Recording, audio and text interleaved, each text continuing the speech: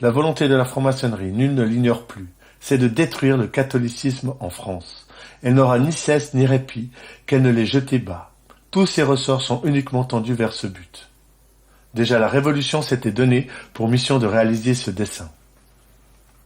Peut-on, en présence de ces desseins à longue échéance, dont la réalisation est poursuivie d'une manière continue, nier l'existence d'un agent qui les a conçus, qui en exécute ou en fait exécuter les diverses parties, selon les facilités que présentent les temps et les circonstances? La multitude infinie des hommes qui, dans les diverses branches de l'administration et même dans les hautes fonctions du pouvoir, a prêté son concours à ce mystérieux agent, ne savait pour la plupart ce à quoi il travaillait. Le pouvoir occulte qui les suggestionnait, qui les faisait agir, savait ce qu'il voulait et à quoi tendait son action persévérante. En d'autres termes, la séparation de l'Église et de l'État est une grande victoire remportée par la lutte entre les deux civilisations. Mais pour que la victoire soit complète, il faut qu'elle soit poursuivie sur le terrain politique, le terrain familial et le terrain social. Aussi l'action s'écria.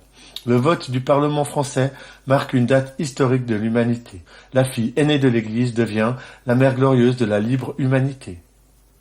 La séparation de l'Église et de l'État et la constitution civile du clergé sont les deux points culminants du travail maçonnique en France. Il termine deux périodes. Période de préparation à un nouvel État dont il devait être le point de départ.